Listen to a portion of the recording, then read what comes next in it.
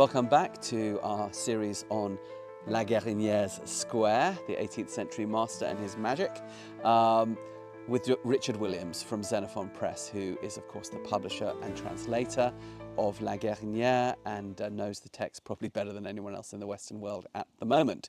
Okay, so in this video we're going to be talking about how to use the squares to set up and do the lateral movements, and also to use them to rehabilitate injured, lame, aging horses. At the end, we'll be talking about how you then begin to prepare for the flying change, and then we have our series of La Guérinière Square flying change videos that follow. So do watch it all the way through, and if you like it, thumbs up, hit subscribe. Down below you'll see our Helios Harmony online free intro course to the Old Masters system, and there's a thank you button down there if you want to shoot us a few bucks. So the next way of doing the square, and by the way, you have to do that first square with the quarter pirouettes. You have to do it to the right and you have to do it to the left, and you don't want to do in it walk. in the walk. And if you ever feel like the horse is becoming backed off and stuck, he tells us to leave the square and go on the center line, specifically the center line, because there's no walls, and ride the horse briskly forward. He says it over and over again. That Briskly. probably means a trot. That would mean the trot, yeah. So if that means rising trot, in other words, it's one evasion, like sort of wiping the blackboard clean. You know, just like go forward and yes. A refresh forward, yeah? Okay, yeah. Because what another evasion, aside from like not turning or turning too much, the other thing that can happen is the horse gets backed off. Yeah, sure. Gets, you know, we contracted. Yeah. I call it behind the aids. In other words, not being able to advance forward. Absolutely. Before that happens, if you sense that's starting to happen, that is when you need to depart the square and go off and do a contrasting movement. Because here's what's happening. This is why, muscularly, what's happening is those muscles are getting too bound up in contraction. So the horse is getting a buildup of lactic acid in the muscle fibers because there's reduced circulation because of muscle contraction. So we need muscle extension. We need increased respiration. We need increased blood flow. That sucker out. Yeah, and we need large movements of those muscles. That's why you want to do it in a strong trot. So we've now created contrast, come back, and he even says, put the square in a different place in the arena. Don't keep doing it in the same one, because horses become very situational. It's like, oh, we're over here by the mounting block, or we're always by B, you know, and you have to keep moving it. Mm-hmm. So it's not like location dependent, because then the horse will anticipate. It's like, okay, I'm at B. And La Guérinière specifically tells us to do this, does he, to change the location? He tells us you got to move the square. Okay. Yeah, move it around and always return. Why the center line? Because he doesn't want the horse hugging the wall, right? And he also wants it equal, and he wants it straight. And when you're on the center line, which way are you bent? Neither. Yeah, arguably you go on the center line. There's no on a good day. Yeah, there's no support from the wall. And there's no implicit bend. So if you turn left down the center line, at the other end, you should probably turn right. Yeah. So it's like, yeah, I'm right or left and straight in the middle. So the next square sequence that he recommends doing, this is again with an advanced horse, is to take the shoulders of the horse on a smaller square and the haunches on a bigger square. And we're going to do this with exactly. So, and this one is done completely in 2-track. So it's done with a Haunches-out. Yeah, or renvers. It sounds like renvers in a circle, basically. Yeah, renvers, but it's a renvers on a square. So you walk around. When you get to the corner, you are doing what I call similar to a counter bent turn on the forehand like movement. Okay, so if we were doing a true turn on the forehand, in each corner. We would do that in a shoulder in on the square. So a shoulder in example, shoulder in left on a square, tracking left. We would do a pivot around the forehand, pushing the haunches all the way around.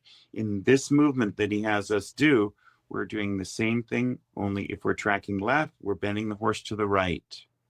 We're still doing this in the walk, right? Still doing it in the walk. Yeah. Yeah.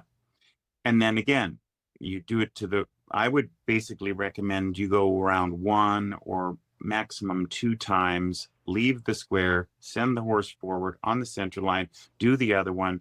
If you weren't satisfied with the first one, ride the horse again on the center line, going forward, sending him briskly forward in delivering your words, and then go back to the first one that was kind of, let's say, substandard.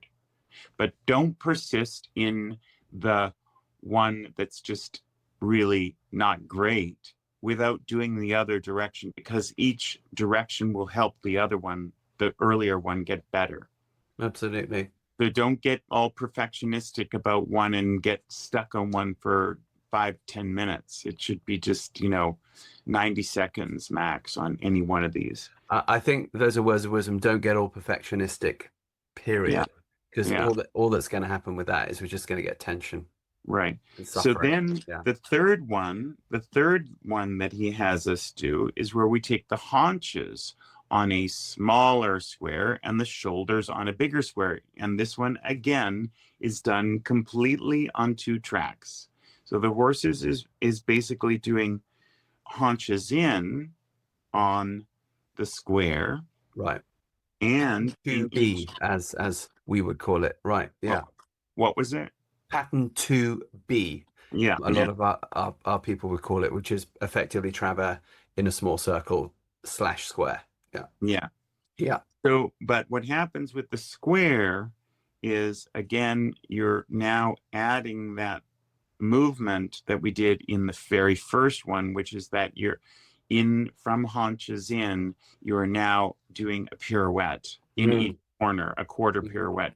Right. From Haunches-in to another Haunches reoriented 90 degrees. You're facing 90 degrees differently than when you started the so you got a quarter to a half pirouette happening at each corner, more or less. You had a quarter. You're still trying to straighten out a little bit in quarter pirouette at each corner. Right. Trying to straighten out a bit in between. Right. Here's another thing that you can do, which I never saw before, even though I've read this like so many times, which I thought was an interesting idea. He gives permission to do a rectangle, not a square, because in other words, we have 2 horses length along a short side of a square. And if you want to make a rectangle, you could maybe go in that Haunches-in or the Haunches-out, you could go for 4 horses length, or we could arguably make it 6 horses length, a long and narrow rectangle. Why? Because let's say we have instability in whatever is happening on that facet of the straight side, like the Haunches-in is super irregular, or the Haunches-out is too much angle and you have to adjust, or the horse is behind the aids and you need to, kind of send them a little bit more forward in the Haunches-in or Haunches-out or straight walk. So because he gives license to the rectangle, I said, okay, well, we can use, this is in developing my own method. I got really, really bored of teaching riders standing in the middle of the arena, in the middle of the circle, and watching them not do a good circle. And just having it, you're riding an egg, let's just ride point to point. So I had a veterinarian, I was rehabbing a horse, and this is in the 1990s. And he said, well, doing interval training, doing alternating movements is the best for building and rebuilding muscle. Building and rebuilding muscle. So I said, well, what do you mean? He's like, well, you have to alternate exercises. So what I tend to do with even these young horses, and inexperienced riders, I just say, let's do a 20-meter square. Yeah. Big. Or sometimes in the dressage arena, if we have a marked dressage arena, a great is the what I call RSVP. So RSVP is, you know, the French is répondez s'il vous plaît. In other words, please respond. But it is also the rectangular letters, that is R and S are 20 meters apart. Between S and V, it's 24 meters. It's 12 plus 12. And from V to P is another 20 meters. So it is a rectangle for baby horses or younger horses or horses that are not ready yet for the advanced movement. Not in their full balance, yeah. Right. Yeah. So what I tend to do, I watch the rider, and then I basically do, when I'm teaching or I'm watching my own self riding this horse, and I basically do Simon Says on each facet of this big rectangle. First of all, we only have the side walls to support us, but we also have to make this departure across the arena that is not an egg shape or is not an arc, but we actually have to turn the corner and then go straight and then turn again. So I would do things like, let's just ride it on single track, posting trot, and then the next, when the rider has this, okay, let's down center line, change rein, do the rectangle the other way. Then I would say, okay, let's do from on one facet down the wall, let's do that in shoulder in.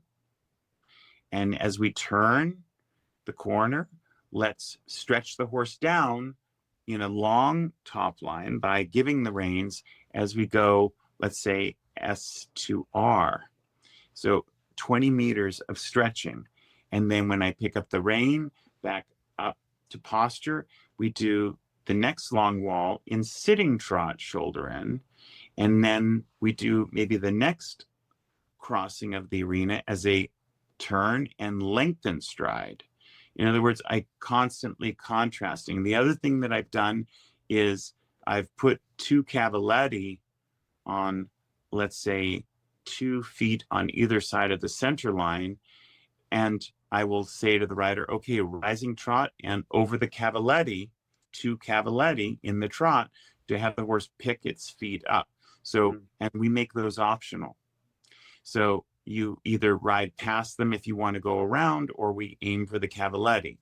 And then eventually I'm doing shoulder in on one facet, in the next corner, change to Haunches-in, in the next corner, change to shoulder in the next corner, Haunches-in, in the next corner, shoulder in the next corner, Haunches-out or renvers, and carry the renvers around. So in other words, we're choosing to do the movement for an L, for 2 facets, or we're going to make a change at every corner and make a contrasting movement. You know what you've just described is the sacred geometry concept of as above, so below, as within, so without. So what you're doing is you're creating macrocosmic and microcosmic arenas within the arena. And of course, the horse is going to round off the edges of those points. So it's going to end up looking and feeling a bit like a circle. But even in a rectangle, you could argue when you're riding the track of an arena, you're kind of rounding the corners off, basically. We don't ride perfect right angles. So what I love about this is that it's like you can concertina out, you can concertina down, you can concertina out, you can concertina down. And that, I think, has a corresponding effect on both the horse's and the rider's brain, so that instead of getting locked into one thing, it's almost like a fractal. You know, I love that. So that you can bring it down to a fine focus, you can expand it out to a wider focus. And I see how the interval training happens. Am I right, just for our viewers here, am I right in interpreting what you've said, that there are basically 3 types of La Guérinière circle? One is a relatively relatively small one, done with a bit of a turn on the haunches in that square, which could be 2 horses lengths, and those could vary depending on if the horse is longer or shorter. Blah. Okay. And then the second one is effectively in a renvers. And then the third one, correct me if I'm wrong, is working the travers with the possibility of making it a rectangle if you need it to be, or a square. Yes, but this rectangle, yes, that's correct. This rectangle is optional in any of these. Got it. Okay, so if you feel you need the rectangle in Right. any of these, use them. So the reason for that I would use the rectangle, or let's say enlarging of the square, would be to as a first step if I needed more of a continuation to get the horse in front of the aids, or to refresh the horse inside the movement without leaving it completely and going to the center line and refreshing forward. So it's a first step. It's like knowing that I need more time on this thing before I sort of slough over it without it being very good, right? Yeah. So it's like, okay, I just give me more time to repeat a few more steps so I can have the horse more in front of my seat or in front of my aids, or responsive, or let's say stabilizing and having multiple strides. So multiple strides that are consecutive, that are also relatively identical. So my preference for this is to do de la Guérinière square with the horses that we have today in the 21st century, slightly larger. I tend not to teach anybody this. I tend not to teach it this tiny. So then what I also do is I take, I'm taking liberties and using this as a starting point, and I put the shoulder in on the square as well. Fair enough. Yeah, absolutely. And I also do shoulder out. Now the key that he says about shoulder shoulders out, in to some of us, yeah. or counter shoulder in, shoulder in, whatever you want to do. Now he does have a caveat about when you do counter shoulder in or shoulder in to the outside or shoulder out. He says never to do that up against a wall. Interesting. Never to do it, because when you do it, and here he says with one exception. So never to do it up against the wall, because the horse's head is facing a vertical, bless you, the horse is facing a physical barrier, and there is this wall at the horse's face, which is in a way a threat. So he does say that you can do this for a horse that pulls, for a horse that pulls on the rein, which goes back to AKA a warm blood. Right. Yes, Right. yes. Right. Generally, when I'm teaching counter shoulders in, I will have people do it at the wall, whether it's in hand or ridden, just because most of them are dealing with horses that they can't quite hold, and it absolutely helps them. And then at a certain point, the horse seems to go, oh, actually, maybe I don't need to pull. And then, because the wall seems to, weirdly, with those types of horses, I would almost posit that the wall offers reassurance rather than threat. Because, as you know, some horses are claustrophobic, and other horses actually like that, what the Germans would call Grenze, the idea of a limit or a some sort of a barrier. It seems to be personality driven, but I could absolutely see how with La Guérinière, with the sort of bubbly Baroque horses of his day, that they might have resented that. Right. And if the horse has a lot of fire, the horse would maybe be really insulted by the by close proximity. Kill me with this wall. Now, the crazy man, he killed me with the wall. Yes. And Jula had this outdoor arena, and that I rode in and I think it was also at the Tattersall in Hungary, in downtown Budapest, but also at his place in Dunakeszi, an outdoor arena where it's sand and then grass, and the sand was a little bit lower. They don't have a ton of rain in Hungary, not like where I live, where we have 3 to 4 inches a month, 42 inches a year. So there wasn't actually a physical barrier making the wall of the arena, these outdoor arenas. So I actually did that in my outdoor arena. I don't have any walls. I have no barriers. I have a hedgerow that's 15 feet outside of that. That's a very soft, implied room. And I have found for 25 Somewhat tempting years to jump if you're me. Yeah. Well, it's really high now. It's like 8 to 10 feet tall. But that's what we call a bullfinch in England. You Right. pinch through it with your hand like that. Right. So it's like, okay, there's a visual, but it's not what you're riding directly next to. And I found that when I put riders in there that come here for a retreat or for lessons, that initially they're leaving the arena onto the grass because they don't have a system of outside aids, because they've been using the wall of the arena unconsciously as a crutch. Yeah, sure. As a crutch. And so you better have a system of outside aids. I rode our 5-year-old mare that we just imported from Spain today for the first time off the lunge in the arena. And, I got to do it first. I was invited to do it first by my spouse, and it's like, why don't you do it, darling? Yes, dear. Yes, she wants to make sure that it will stay inside the arena, because when we've had other horses here, they also exit. So, but I find at this point in my riding, I